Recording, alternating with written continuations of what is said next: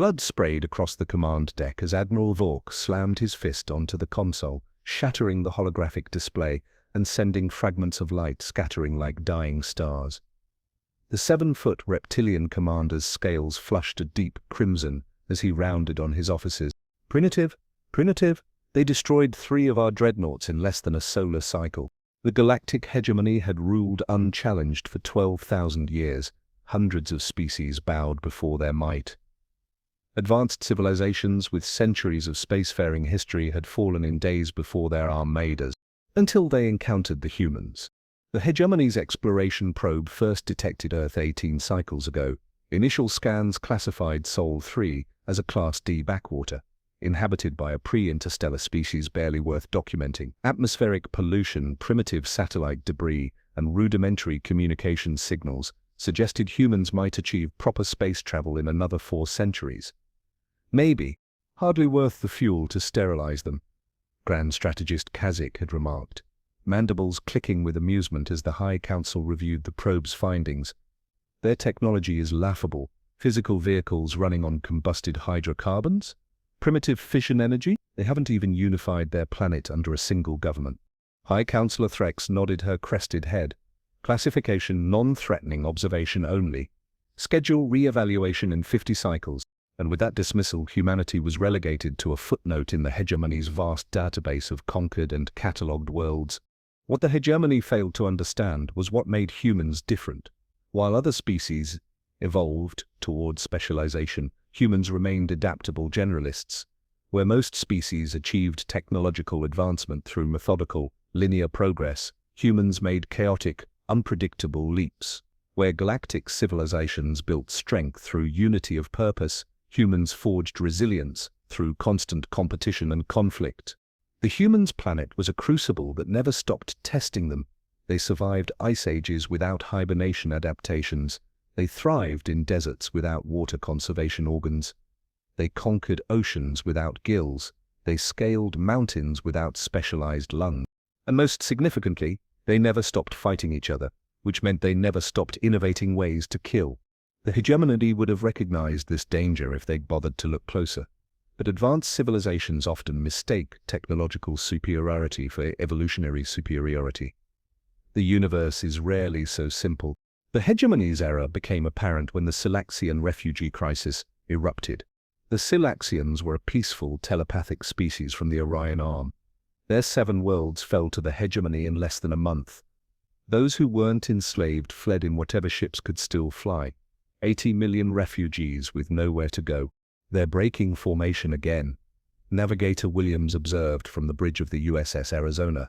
The massive human battleship tracked the approach of 27 damaged alien vessels limping toward Earth orbit.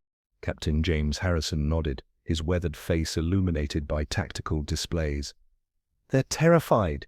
Look at those energy signatures. Life support's failing on at least 7 ships. Sir, they're broadcasting again, Communications Officer Taylor reported. It's the same message, but stronger now. The alien transmission flooded the bridge, not in sound, but in raw emotion and fragmented imagery. Pain, terror, the memory of worlds burning, the horror of being hunted, and beneath it all, a desperate plea. Help us? They're coming. Harrison's jaw tightened. Humanity had never encountered alien life before, let alone refugees from an interstellar war. The UN Security Council had been debating for 72 hours straight while the alien fleet drew closer. Sir, Executive Officer Rodriguez interjected, Beijing, Moscow, and Washington have reached consensus. The refugees will be granted temporary asylum. Harrison exhaled slowly. About damn time. Tell the fleet to form an escort pattern. Get medical teams prepped on all receiving stations. Sir, Rodriguez hesitated. These aliens are completely unknown.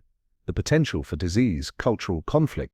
They're running from something worse than death, Exo. Harrison cut him off. If humans can't show compassion when it matters, what the hell are we fighting for? As the first Silaxian ships docked with the International Space Station, humanity made first contact, not through careful diplomacy or scientific exchange, but through emergency medical triage and refugee processing. The images shocked the world. Elegant beings with translucent skin and 4 arms, many wounded, all traumatized, Telepathic translators struggled to convey the horror they'd escaped. They called themselves the Hegemony, explained the Selaxian ambassador, Exalia, her thoughts projected directly into the minds of the UN Security Council. They consider themselves the rightful rulers of all intelligent life. Those who submit are enslaved. Those who resist are exterminated. The room fell silent as Celia projected images of Hegemony warships. Massive, organic-looking vessels bristling with weapons beyond human comprehension. We were peaceful. We had little military technology. We thought they would negotiate. Excelia's mental voice trembled. They gave us 6 hours to surrender unconditionally. Then they began orbital bombardment of our population centers. How many worlds have they conquered? Asked the Secretary General. 712 known species across 2,000 star systems, came the devastating reply. And they will follow us here. They always do. We have perhaps 3 of your months before their hunter fleets arrive. President Wallace stood, her face ashen. Then we have 3 months to prepare. Around the world, humanity processed this existential threat with a reaction no other species in the galaxy would have predicted. Not panic, not despair, but grim, familiar resolve. Human history was written in blood by predators who became prey, by conquerors who were conquered, by civilizations rising from their own ashes. If there was one thing humans understood better than any species in the cosmos, it was fighting against overwhelming odds. Within days, global military powers suspended all hostilities. Within weeks, reverse engineering of Selaxian technology began yielding results. Within a month, humanity's industrial capacity had been completely redacted toward a singular purpose: survival. The Hegemony's hunter fleet would arrive expecting to find helpless refugees hiding among primitive savages. They would find something else entirely. Captain Harrison watched Earth shrink in the view screen as the USS Arizona led the hastily assembled defense fleet toward the edge of the solar system. 87 ships, everything humanity could retrofit with Selaxian technology in 90 days. A suicide mission, many called it, the last desperate gambit of a species that refused to die quietly. "All ships report ready, sir," Rodriguez said, her voice betraying the exhaustion they all felt. No one in the fleet had slept more than 4 hours at a stretch in weeks. "Then let's do this," Harrison replied, his hand briefly touching the breast pocket containing photos of his wife and daughter. "Signal all vessels. Operation First Strike is go." The human Selaxian fleet jumped to light speed, leaving behind a planet transformed by fear, purpose, and unprecedented cooperation. On Earth, Dr. Alexis Morgan wiped sweat from her brow as she stared at the failed integration matrix. Another Selaxian component fried by incompatible human power systems. Behind her, 12 Selaxian engineers communicated in rapid telepathic bursts, their frustration palpable even without translation. "It's the quantum fluctuation rate," she muttered, reaching for her 5th cup of coffee. "We're trying to force technologies that evolved separately for millennia to work together in months." The lead Selaxian engineer, Talem, approached. Unlike most of his kind, he'd learned to vocalize human languages rather than rely solely on telepathy, a painful process that had permanently damaged his neural pathways. "We cannot surrender to physics," he struggled to pronounce. "My people have already surrendered enough," Alexis nodded grimly. The Selaxian refugee camps sprawled across 6 continents now. Disease was rampant, alien immune systems catastrophically vulnerable to Earth's microbial ecosystem. 15,000 dead in the first month alone. The survivors worked alongside humans in desperate shifts, transferring knowledge, building defenses, preparing for the inevitable. "You're right," she said, rolling up her sleeves. "Let's try reversing the polarity on the tertiary coupling." In orbit, General Scott surveyed the planetary defense grid from Moonbase Alpha. 59 satellites, equipped with modified Selaxian shield technology and human nuclear warheads, pathetically inadequate against what was coming, but they'd never had time for anything better. "Report from the asteroid belt mining operation," his aide announced. "Production is 30% below target. The vacuum suits we modified for Selaxian physiology are failing faster than expected." Scott's jaw tightened. "Tell them to prioritize the deep space sensors. If we can't see these bastards coming, we're dead before we start." The general turned to the holographic war table, where projections showed the staggering disparity in forces. The Hegemony Hunter fleet, would arrive with technology thousands of years beyond Earth's capabilities. Their weakest ship could vaporize a city. Their strongest could crack a planet. Status of civilian evacuation? He asked. Underground shelters at 78% capacity. Food and water reserves sufficient for 6 months. The aide hesitated. Sir, the latest simulations. I know what they show, Lieutenant Scott interrupted. Just make sure every soldier remembers what we're fighting for. In Washington, President Wallace faced the most divided Security Council meeting since the crisis began. We cannot divert more resources to the Selexians, the Russian representative argued. Our own people are suffering under rationing and martial law. Riots have broken out in 12 major cities. People are demanding protection, not charity for aliens.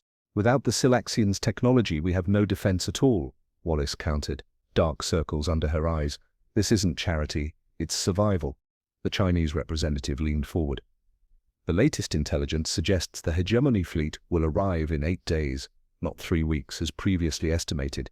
Perhaps it's time to consider alternative strategies. You mean surrender? Wallace said flatly. I mean survival. The Selexians fought and were decimated. Perhaps if we demonstrate our willingness to submit. They sterilized 3 Selexian worlds even after surrender. Wallace slammed her fist on the table. There is no negotiation with the hegemony. Either we stand together, humans and Selexians, or we die separately. As the meeting dissolved into argument, Wallace's aide whispered urgent news. Captain Harrison's first strike fleet had engaged the hegemony's advanced scout ships at the edge of the Kuiper Belt. The president closed her eyes briefly. It had begun. The USS Arizona shuddered as another hegemony energy blast overwhelmed its shields. Deck 7 breach! Sealing bulkheads! Rodriguez shouted over blaring alarms. Shield integrity at 12%.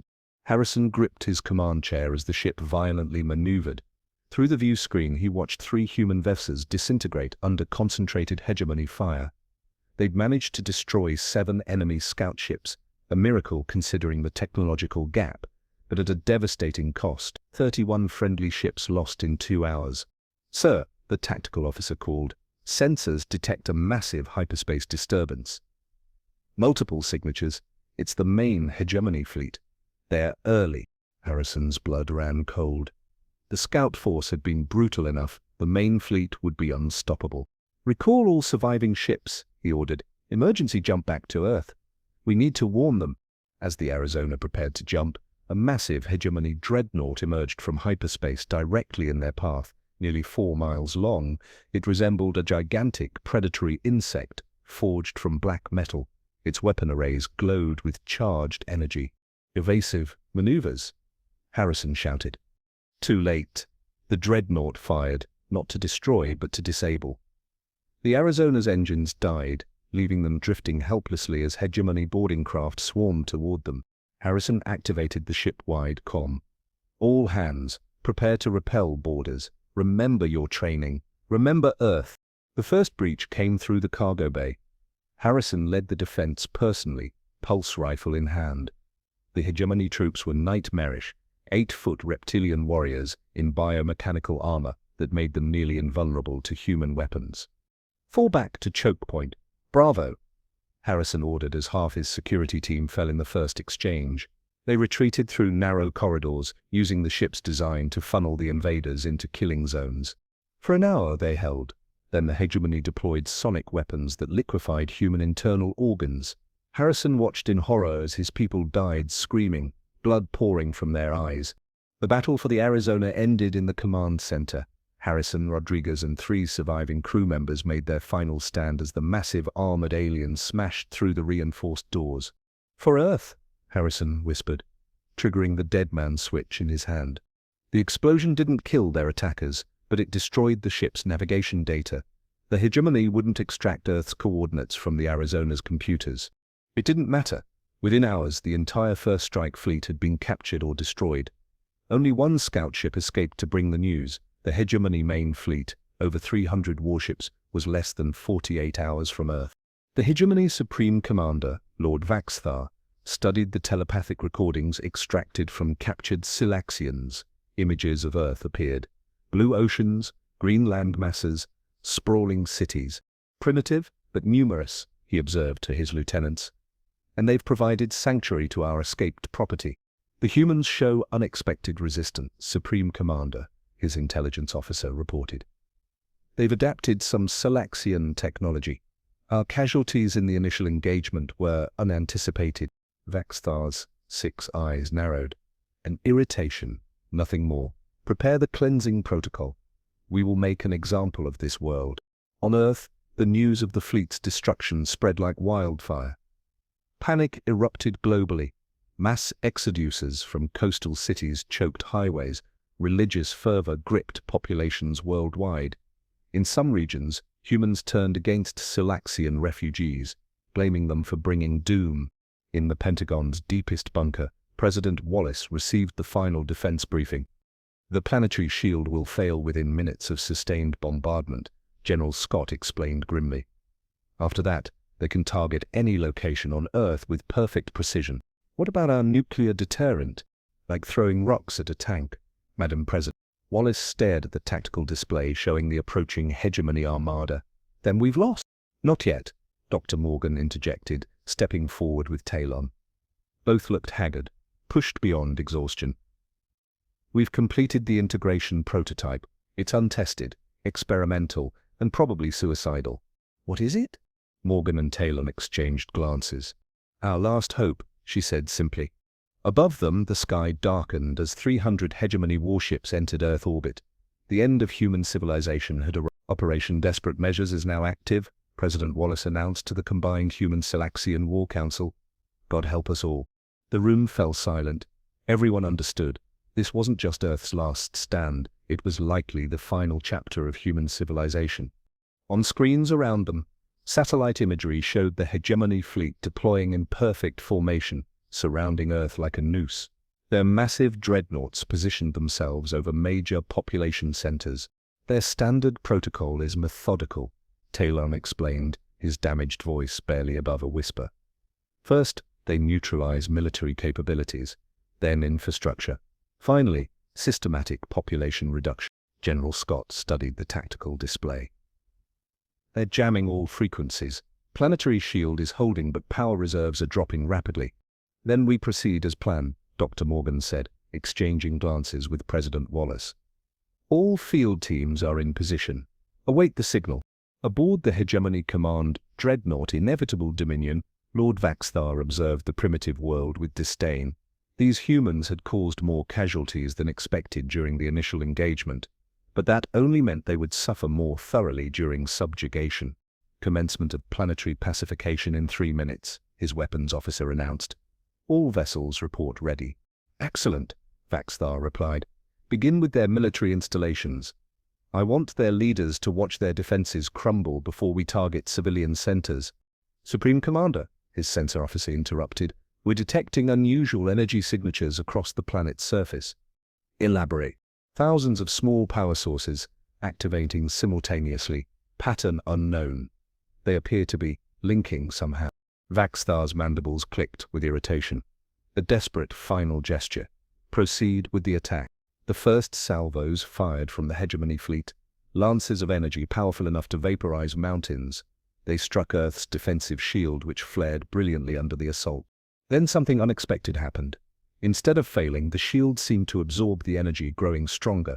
Supreme Commander, their defensive barrier is feeding on our weapons fire. Vaxthar rose from his command throne. Impossible. Increase power to all weapon systems. Overwhelm it. In the Pentagon bunker, Dr. Morgan watched her displays with guarded hope. It's working. The integration matrix is holding. What the hegemony couldn't comprehend was how thoroughly they had underestimated human innovation under pressure. For 3 months, humans and Selaxians had worked tirelessly on a technology the hegemony had never conceived possible. The hegemony evolved from apex predators, Talon had explained during development. They understand only domination through overwhelming force. Their technology reflects this powerful, direct, wasteful. It was Captain Harrison who had first proposed the radical solution before his fateful mission. What if we don't try to match their firepower? What if we use it against them instead? The result was Operation Desperate Measures, a planetary-scale energy conversion system Thousands of hybrid human-Selexian devices deployed worldwide, linked through a network that mirrored Earth's natural electromagnetic field. The system wasn't designed to block the hegemony's attack, but to absorb and redirect it. Phase 1 complete, Morgan announced as data streamed across her screens. Energy absorption at 89% efficiency. Beginning Phase 2. Across Earth, the integration devices hummed with captured power. In orbit, the hegemony fleet pounded the planetary shield with increasingly desperate salvos. Supreme Commander, our weapons are having minimal effect, the tactical officer reported, mandibles twitching nervously. The primitive barrier is somehow adapting to our attack pattern. Impossible, Vaxthar snarled. These primitives barely achieved spaceflight. No species has developed countermeasures to our weapons this quickly. Sir, the communications officer interrupted, we're receiving an open channel transmission from the surface. The main view screen activated, revealing President Wallace. Behind her stood humans and Selexians working side by side. This is President Elaine Wallace of Earth. You have attacked an independent world without provocation. Cease your aggression immediately, or face the consequences. Vaxthar's multiple eyes blinked in astonishment. Then he burst into clicking laughter. Consequences? You primitive apes are moments from extinction. Surrender the Selexian fugitives immediately, and perhaps I will allow a breeding population of your species to survive as laborers. Wallace's expression remained unmoved. You misunderstand your situation. This is not a negotiation. It is a warning. She nodded to someone off-screen. Dr. Morgan, proceed with Phase 3. The transmission. Supreme Commander, energy readings across the planet's surface are spiking. Some kind of massive power transfer is underway. Vaxthar slammed his clawed hand on his command console. Launch planetary bombardment missiles. Bypass their shield entirely. Sir, the missiles won't reach deployment altitude for 7 minutes. Then launch all of them. Saturation protocol. In orbit, Earth's adaptive shield began to pulse with accumulated energy. Across the planet's surface, the integration network glowed white-hot as it channeled the hegemony's own weaponized power. In the Pentagon bunker, Dr. Morgan's fingers flew across controls, ready for Phase 3. All integration nodes synchronized. President Wallace took a deep breath. Do it! Morgan nodded to Talon, who placed his 4 hands on the central control sphere, a hybrid of Selexian biotechnology and human computer systems. Together they activated the final sequence. The effect was instantaneous and devastating. Aboard the inevitable Dominion, alarms blared as the tactical officer shouted, "Massive energy surge detected. It's everywhere."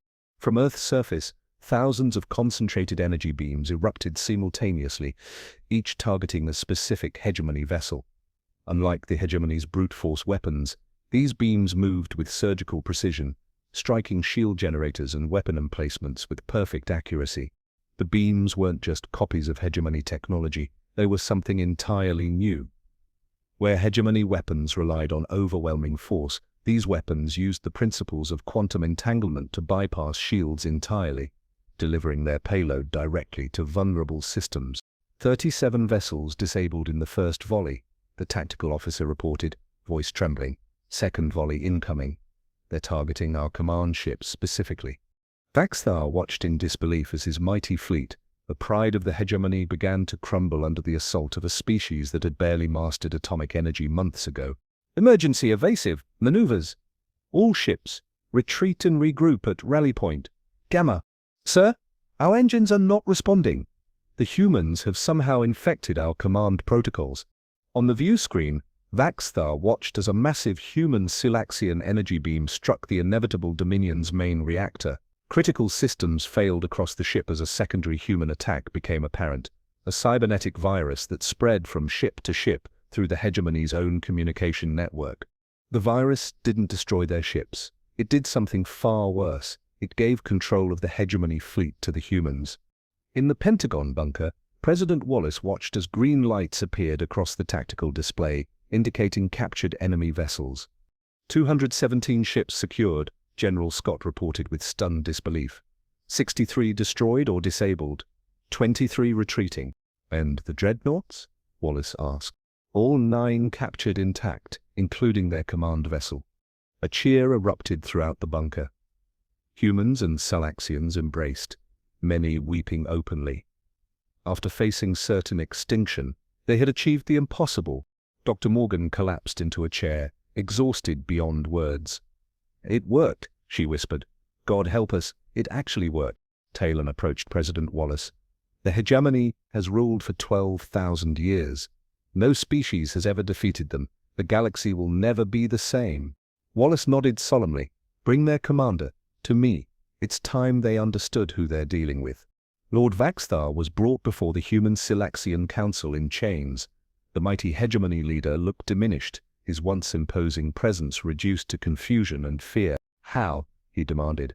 "How did primitives who barely left their atmosphere defeat the greatest military force in the galaxy?" President Wallace stood. "You call us primitives because we haven't spent millennia in space. But while your civilization stagnated in its dominance, humanity has spent its entire existence adapting, evolving, and overcoming challenges. We turned your greatest strength against you because that's what humans have always done, transform insurmountable obstacles into opportunities." She gestured to the Silexians, "And we didn't do it alone. You saw the Silexians as weak because they valued peace over war. We saw them as partners who offered knowledge in exchange for sanctuary. Together we created something neither of us could have achieved separately." Vaxthar's mandibles clicked nervously. "What happens now? Will you exterminate the hegemony as we would have done to you?" Wallace exchanged glances with Talon and the Silaxian representatives. "No, that would make us no better than you. Instead, we're going to do something the hegemony never considered. We're going to offer the subjugated worlds of your empire a choice." She activated a holographic display showing the captured hegemony fleet, now under human Silaxian control. "With these ships, we'll visit every world under hegemony control and offer them freedom. Those who wish to join our new alliance may do so as equals. Those who wish independence will receive it, and those who served willingly in your oppression will answer for their crimes." Vaxthar's multiple eyes widened in horror. "You would destroy 12,000 years of galactic order." "We would replace domination with cooperation," Wallace corrected. "The age of the hegemony is over. The age of humanity has begun." Word spread rapidly across the galaxy. A previously unknown species had defeated the undefeatable hegemony in a single battle. Rebellion erupted on hundreds of subjugated worlds as the news traveled faster than the human Silaxian liberation fleet could. 6 months later, the Galactic Council convened for the first time in millennia without hegemony domination. Representatives from 1,000 species gathered to forge a new interstellar compact, one based on mutual respect rather than fear and subjugation. President Wallace addressed the assembly, her words translated into hundreds of languages. "Earth was overlooked because we were deemed primitive. The Silaxians were victimized because they were deemed weak. Together we proved that true strength lies not in domination, but in cooperation. Not in overwhelming force, but in adaptability and innovation." She gestured to Captain Harrison, who had been recovered from hegemony captivity along with other survivors from the First Strike Fleet. "The predators became prey when they met humans not because we were stronger, but because we refused to accept extinction as our fate. We refused to surrender to fear. We refused to abandon our allies." Harrison stepped forward. "The hegemony's mistake was measuring civilization by the wrong metrics. They valued only power and conquest. They never understood that humanity's greatest strength is our ability to face impossible odds and find a way forward, together."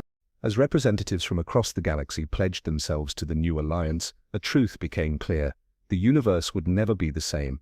The fall of the hegemony had created a power vacuum, but unlike previous galactic shifts, this one wouldn't be filled by a new tyrant.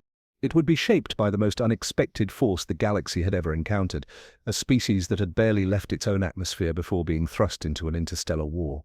A species whose adaptability, creativity, and unwavering determination had accomplished in months what other civilizations had failed to achieve in millennia.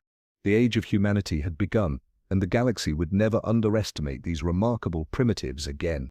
Across thousands of worlds, former slaves and subjugated species looked to the stars with new hope. The predators had become prey, and the galaxy was finally free. What new wonders and dangers awaited in this new era remained to be seen. But one thing was certain: humanity had emerged from obscurity to become the most pivotal species in the known universe. The predators had indeed become prey.